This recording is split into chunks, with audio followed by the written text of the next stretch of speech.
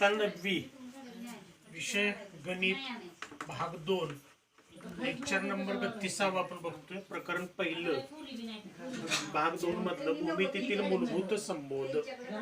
आता याच्यामध्ये पहिल्या 1-2 तासाला आपण काय काय बघितलेलं होतं बघा, की बिंदू रेषा आणि प्रतल म्हणजे काय आपण बघितलं.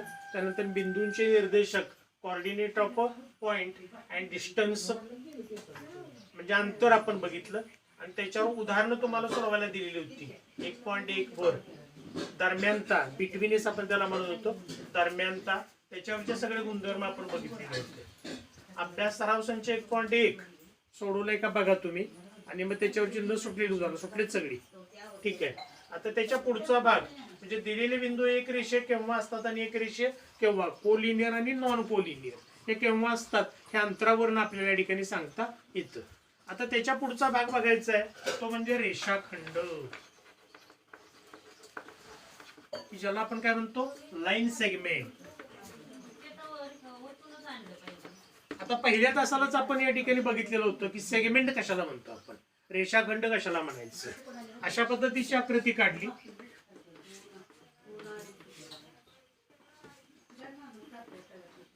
याच्यामध्ये रेषाखंड कुठल्या आकृतीला म्हणतो आपण, पहिल्या का दुसऱ्या का तिसऱ्या, तिसऱ्या. बरोबर की नाही. पहिल्या आकृतीला काय म्हणतो आम्ही, रेषा. रेषा, कारण याच्या दोन्ही बाजूला एरो आहे. दुसऱ्याला काय म्हणतो आम्ही, किरण. किरण रे. आणि तिसऱ्याला काय म्हणतो आम्ही, रेषाखंड.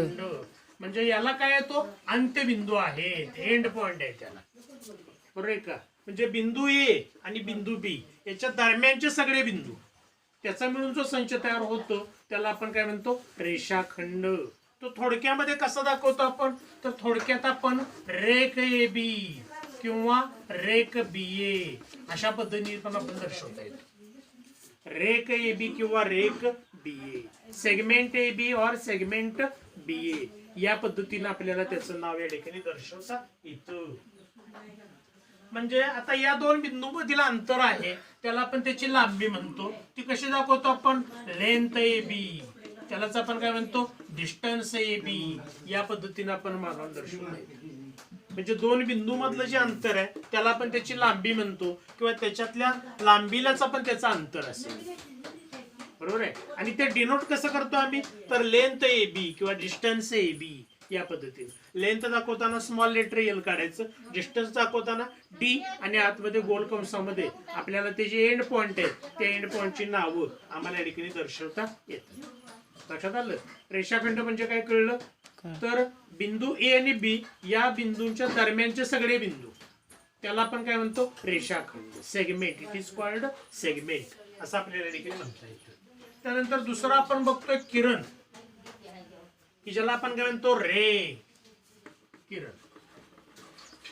आता किरणाच्या बाबतीमध्ये काय हवं, याला आपण नाव दिलं, समजा पी आणि क्यू असं नाव दिले याला. बरोबर. बिंदू पी, पीच्या इकडे काय बिंदू आहेत का, म्हणजे पी हा त्याचा काय एंड पॉइंट आहे, अंत्यबिंदू आहे. क्यू, क्यूच्या पुढे काय बिंदू आहेत का, नाही, वाढवता येतो. म्हणजे क्यूच्या पुढे बिंदू आहेत का नाही, आहेत का नाही बिंदू, आहेत. क्यूच्या पुढे किती बिंदू आहे, तो अनंत बिंदू आहे त्याच्या पुढे, असं काही निश्चित नाही. इकडं रेषाखंडाला कसं होतं, याच्या डावीकडे बिंदू नाहीत, याच्या उजवीकडे बिंदू नाहीत. मात्र हा जो रे आहे याच्या डावीकडे बिंदू नाही, मात्र उजवीकडे अनंत बिंदू असणार आहे. म्हणजे एका बाजूला मर्यादित आणि एका बाजूला अमर्यादित अशा पद्धतीच्या बिंदूंच्या संचाला आम्ही या ठिकाणी किरण असं म्हणतो. आता इथं ए आणि बी आणि क्यू हे दोन भिन्न बिंदू आहेत, आणि मग याच्यामध्ये असे बिंदू असतील की ए, याच्या दरम्यान आपण एखादा समजा बिंदू घेतला ए, तर पी ए क्यू होईल. अशा पद्धतीचे जे काय असतील संयोग त्या सगळ्याचा बिंदू पी ए क्यू, याचा अर्थ ए हा बिंदू पी आणि क्यूच्या दरम्यान, अशा पद्धतीने सांगता येतं. आणि याच्या संयोग संचाला आम्ही रे किंवा किरण अशा पद्धतीने आपल्याला म्हणता येतं. आता किरणाचं नाव कसं वाचता येतं आम्हाला, किरण पी ए, किरण पी क्यू असं म्हणतो आम्ही. किरण क्यूपी म्हणता येईल का, नाही म्हणते. किरण क्यूए म्हणता येतं का, नाही म्हणते.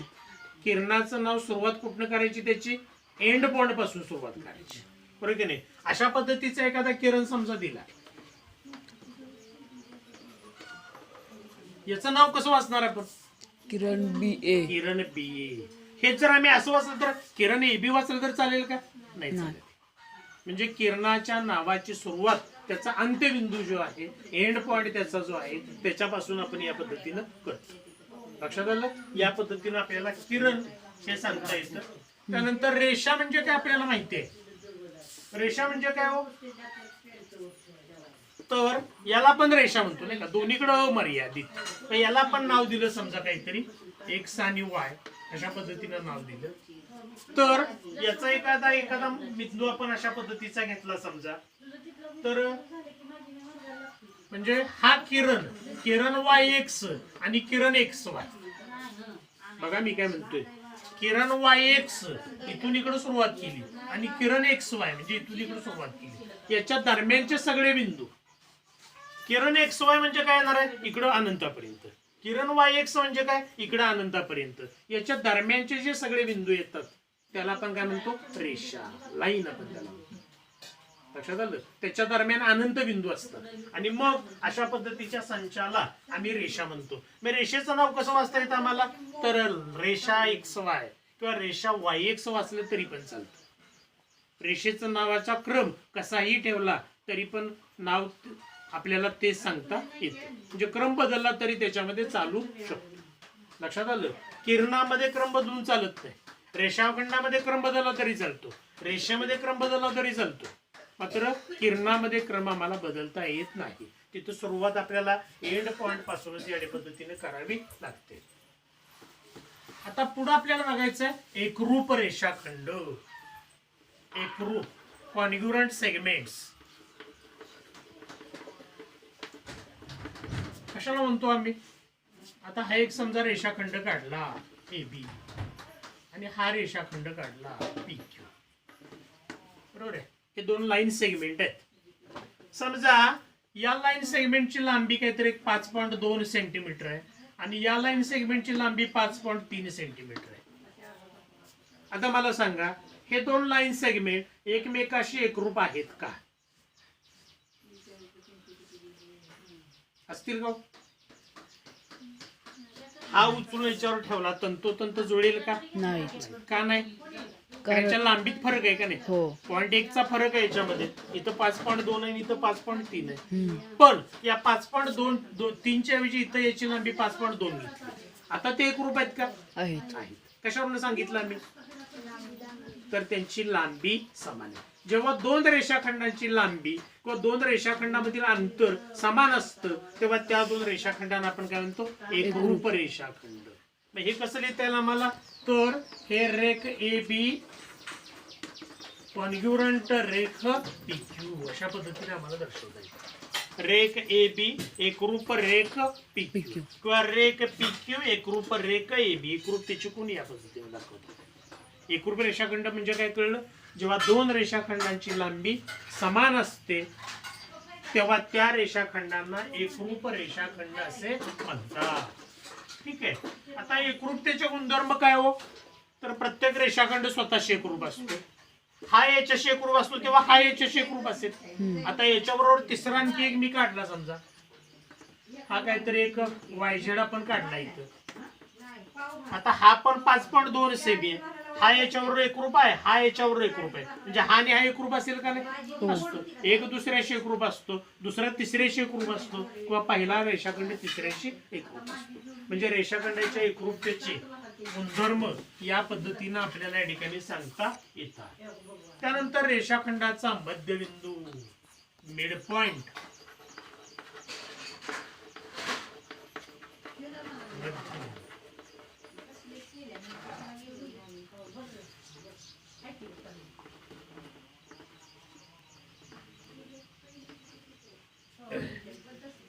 बघा रेषाखंडाचा मध्यबिंदू, mid point of a line segment.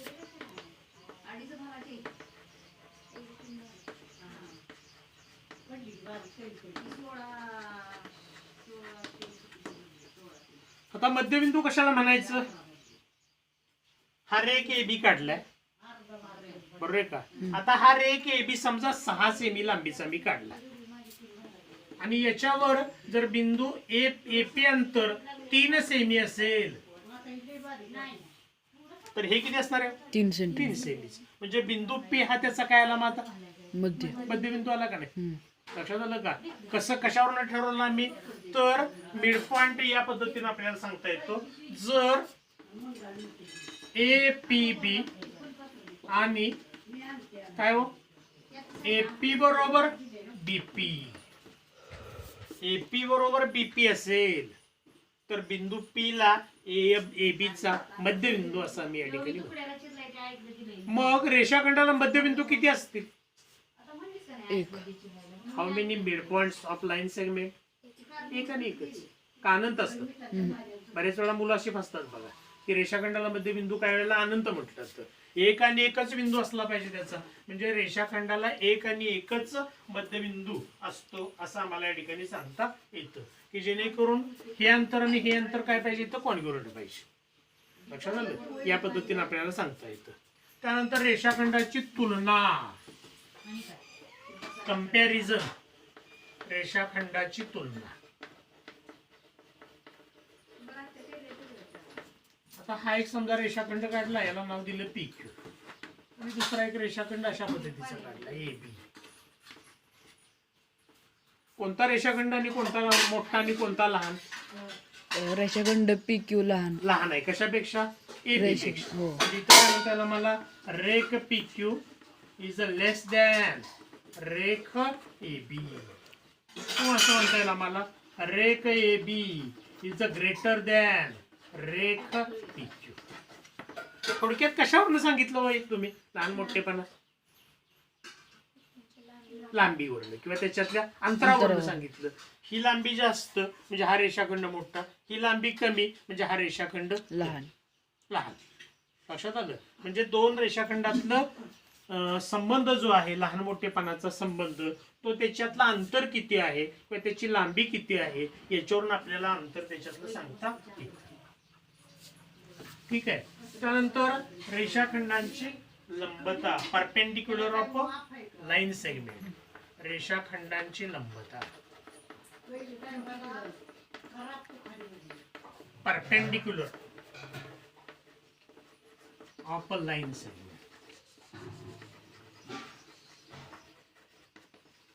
Perpendicular of line segment. दोन रेषाखंडांची लंबता म्हणजे काय?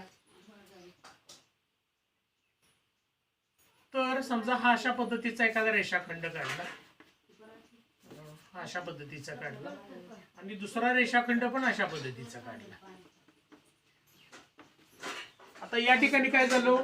किरण पण आपण म्हणू शकतो नाही का? याला आपण नाव दिलं ए बी सी. तर ए बी आणि एसी हे दोन किरण पण आहेत, किंवा फक्त एसी नाव फक्त ए बी नाव घेतलं तर आपण याला रेषाखंड पण म्हणू शकतो. ठीक आहे. आता इथं जर 90 अंशाचा कोन होत असेल तर ते दोन रेषाखंड किंवा ते दोन किरण परस्परांना लंब आहेत असं आम्हाला म्हणता येईल. लक्षात आलं? लंब केव्हा म्हणायचं? रेषाखंडाची लंबता म्हणजे काय? तर याच्यामध्ये होणारा कोन किती अंशाचा असला पाहिजे? 90 अंशाचा. असं जर असतील तर त्याला आपण म्हणू का? नाही म्हणता येईल, कारण इथं 90 अंशाचा कोन चालू नाही. हे दोन किरण परस्परांना लंब आहे.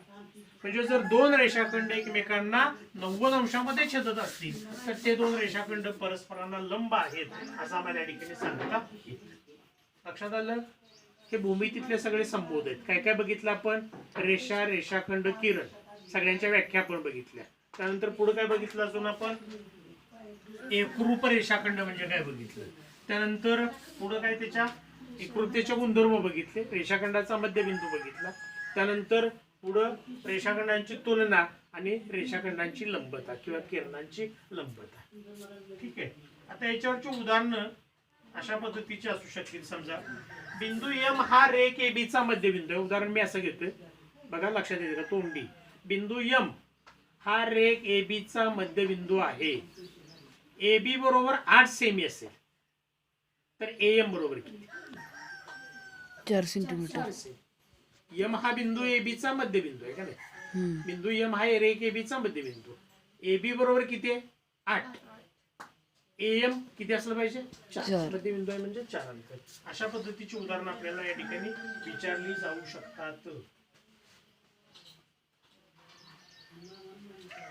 समजा एक उदाहरण अशा पद्धतीचं तुम्हाला दिलं.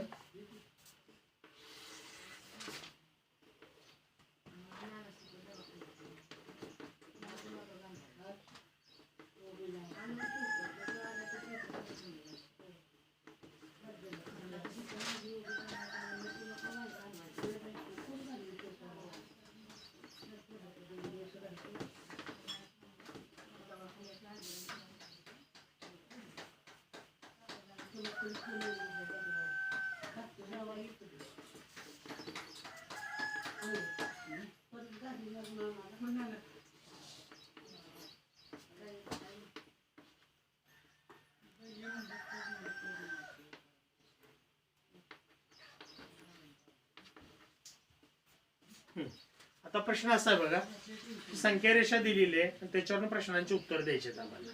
नंबर लिहा ना पहिल्या नंबर. बिंदू बी पासून समदूर असणारे बिंदू कोणते? Which points are equidistance from point बी.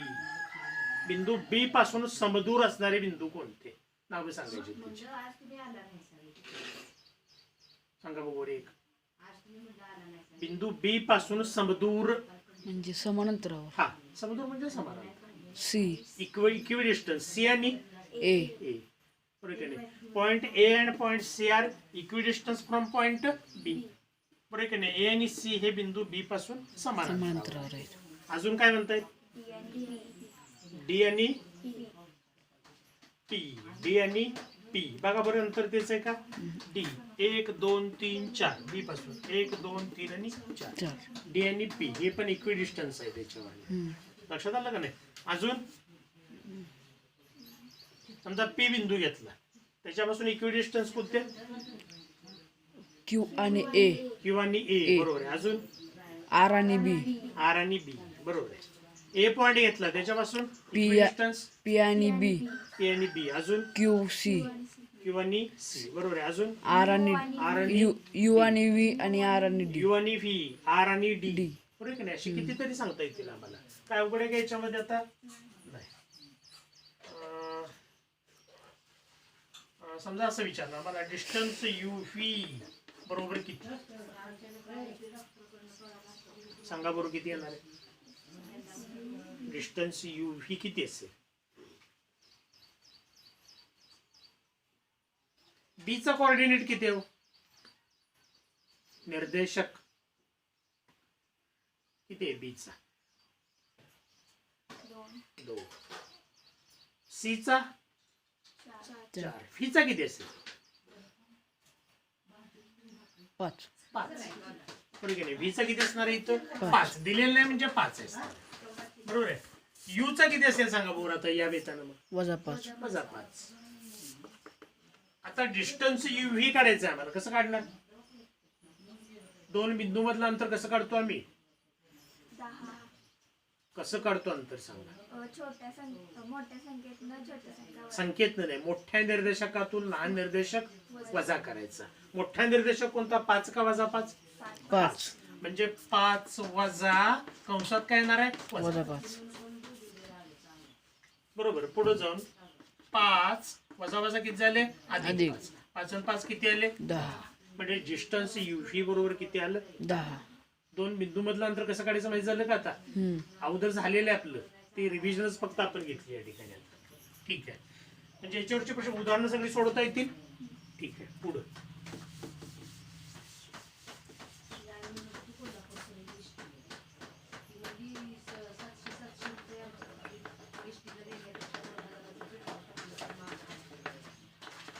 सशर्त विधाने आणि व्यत्यास. Conditional statements.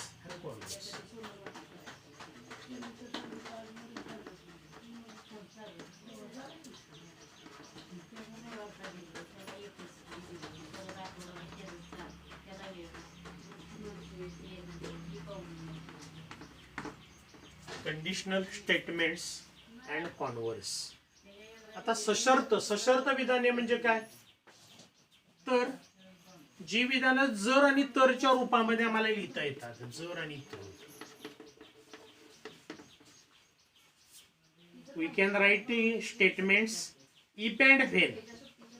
जर आणि तर म्हणजे कसं म्हणतो आम्ही त्याला, इफ अँड व्हेन. इफ म्हणजे जर आणि व्हेन म्हणजे तर, नाही का. अशा स्वरूपामध्ये एखादं स्टेटमेंट आपण देतो तेव्हा अशा विधानांना आपण काय म्हणतो, कंडिशनल स्टेटमेंट, सशर्त विधाने. जर तरचं विधान एखादं का सांगाल का तुम्ही व्यवहारातलं, काय हो सांगतो. जर तरचं एखादं उदाहरण कुठलं पण सांगा, व्यवहारातलं, गणितातलं नव्हतं, व्यवहारातलं सांगा. काय सांगता येईल आम्हाला.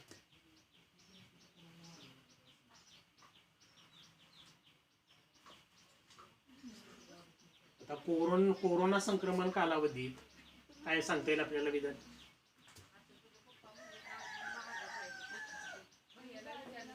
जर मी कोरोनाचे सगळे नियम पाळले तर मला कोरोना होईल का, नाही होणार, नाही का. तर मी कोरोनाचे सोशल डिस्टन्स, मास्क, नाही का, सॅनिटायझर याचा सगळ्याचा वापर केला आम्ही, तर कोरोना होणार का आम्हाला, नाही. म्हणजे मी जर मी कोरोनाचे सगळे नियम पाळले तर मला कोरोना होणार नाही. जर तरचं विधान झालं का नाही काय. अजून काय सांगतोय.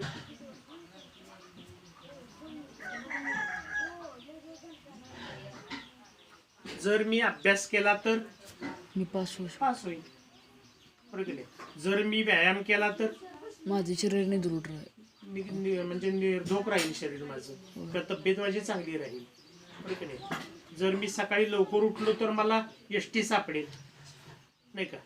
बऱ्याच वेळा एसटी चुकते, आपण लवकर उठतच नाही. आपण करायला म्हणतो की एसटीच लवकर गेली टायमिंग पेक्षा, आपण लवकर उठलो नाही. बरोबर की नाही. अशी विधानं आम्हाला सांगता येतील का नाही. म्हणजे जर तरच्या स्वरूपामध्ये असणारी विधानं त्याला आपण काय म्हणतो, सशर्त विधाने. आता जर पासून तर पर्यंत जे विधान असतं त्याला आपण काय म्हणतो, पूर्वार्ध. काय म्हणतो आपण त्याला, पूर्वार्ध. आणि तर पासून पुढचं जे विधान असतं त्याला आपण म्हणतो उत्तरार्ध. म्हणजे सुरुवातीचं विधान जे असतं त्याला आपण पूर्वार्ध असं म्हणतो आणि शेवटचं जे विधान असतं त्याला आपण उत्तरार्ध अशा पद्धतीने आम्हाला म्हणता येतं. आता इथं पहिल्याला आपण अँटीसिडेंट असं म्हणतो, अँटीसिडेंट. आणि नंतरचं जे विधान असतं त्याला आपण कॉन्सिक्वेंट. पूर्वार्ध विधानाचं त्याला आपण अँटीसिडेंट असं म्हणतो आणि उत्तरार्ध विधानाचा असतो तर पासून पुढे सुरुवात होणार त्याला आपण कॉन्सिक्वेंट अशा पद्धतीने आपल्याला म्हणता येतं. आता बघा उदाहरणार्थ असं आपण घेतलं, समभुज चौकोनाचे कर्ण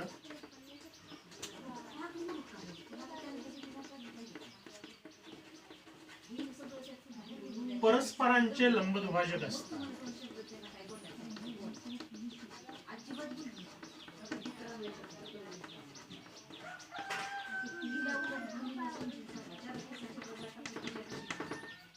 समभुज चौकोनाचे कर्ण परस्परांचे लंबदुभाजक असतात. आता हे विधान आम्हाला जर तरच्या रूपामध्ये मांडायचं आहे. कसं लिहिता येईल.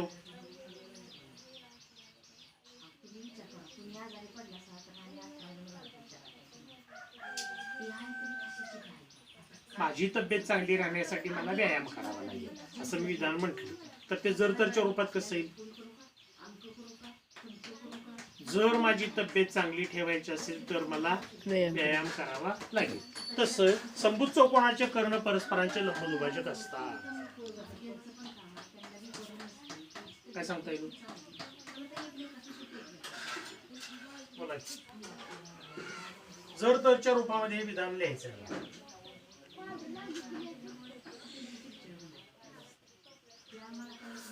Diagonal of rhombus are perpendicular bisector to each other. Diagonal of rhombus सांगा की सोपं आहे की. हा जर दिलेला चौकोन समभुज चौकोन असेल तर त्याचे कर्ण परस्परांचे लंबदुभाजक. छान, बरोबर सांगितलं. काय म्हणता येईल आम्हाला. जर काय विधान येणार आहे, जर दिलेला चौकोन समभुज असेल तर त्याचे कर्ण परस्पराचे लंबदुभाजक असतात.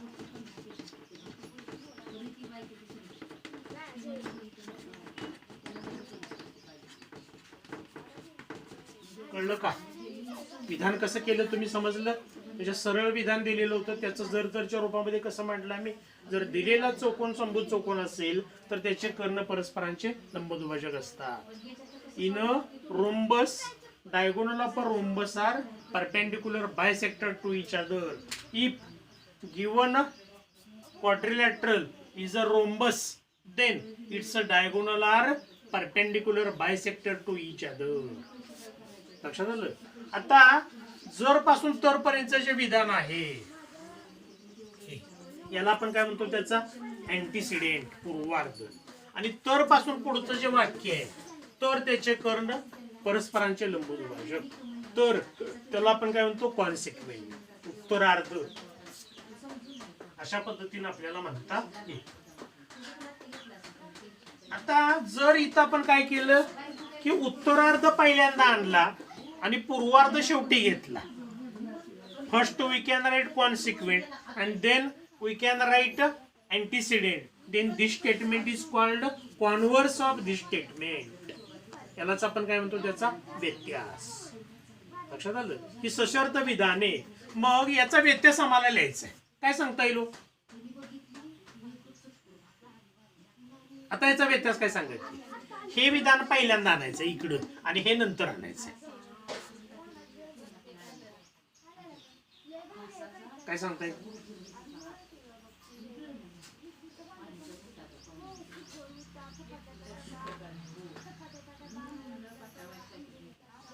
जर काय हो, हे विधान इकडं, जर एखाद्या चौकोनाचे, असं म्हणायला पाहिजे का नाही? आता का अगोदर समभुज चौकोन म्हणायचं नाही.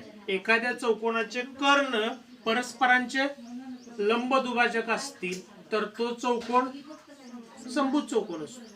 कळलं का? याला आपण काय म्हणायचं? मूळ विधानाचा व्यत्यास असं म्हणतो आम्ही. कॉन्व्हर्स ऑफ ओरिजिनल स्टेटमेंट, मूळ विधानाचा व्यत्यास. अशा पद्धतीने आम्हाला सांगता येते.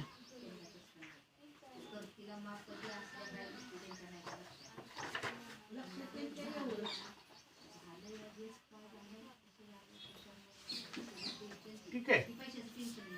बघा, मूळ विधान काय आलं? जर दिलेला चौकोन समभुज चौकोन असेल तर त्याचे कर्ण परस्परांचे लंबदुभाजक असतात. आता याचा व्यत्यास काय लिहिला आम्ही? कॉन्व्हर्स आपण याला म्हणतो. व्यत्यास. जर दिलेल्या चौकोनाचे कर्ण, जर एखाद्या, दिलेल्या नाही, एखाद्या चौकोनाचे कर्ण परस्परांचे लंबदुभाजक असतात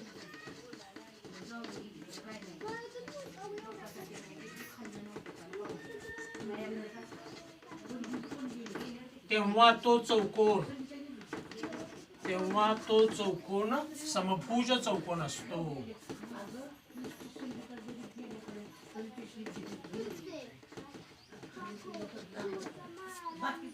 याला आपण काय म्हणतो? व्यत्यास. Converse of this statement. आता दिलेले विधान आणि त्याचा व्यत्यास हे दोन्ही सत्य आहेत, लक्षात घ्या. लक्षात आलं? पण मी असं म्हटलं या ठिकाणी,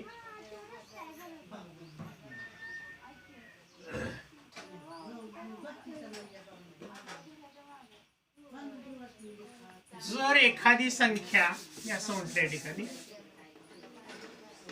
जर एखादी संख्या सम किंवा विषम असेल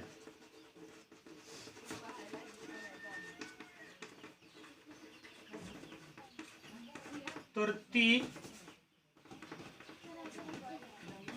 मूळ संख्या असते.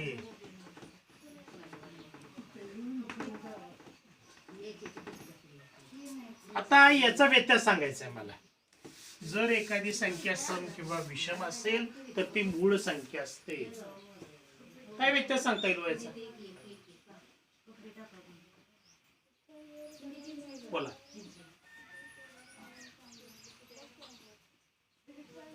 व्यत्यास मध्ये काय करायचं? तर पासूनचं पुढचं वाक्य ते पहिल्यांदा आणायचं. वाक्य बरोबर झालं पाहिजे, फक्त अर्धवट वाक्य होता कामा नये, पूर्ण वाक्य झालं पाहिजे. बोला.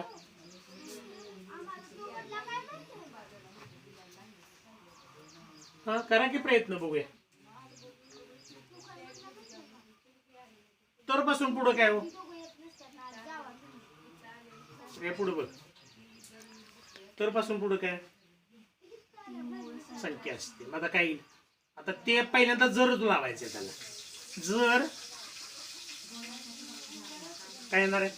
व्यत्यय असल्याचं आहे. Converse of this statement. जर काय हो? अर्थपूर्ण वाक्य झालं पाहिजे. याचा अर्थ बदलता कामा नये. जर